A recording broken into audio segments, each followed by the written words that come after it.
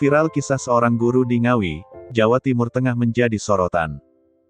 Hal ini dikarenakan guru tersebut tinggal di rumah yang berlantai tanah dan menyatu dengan kandang kambing. Sosok wanita tersebut adalah Sri Hartuti, seorang guru di Ngawi, Jawa Timur. Dilansir dari Kompas, di rumah yang sederhana Sri Hartuti tinggal bersama suami dan ketiga anaknya. Dinding rumah hanya terbuat dari anyaman bambu, tak heran jika terdapat celah-celah menganga di beberapa sisi rumah. Bau tak sedap dari kandang kambing yang ada di sebelah rumah juga kerap tercium dari rumah Sri Hartuti ini.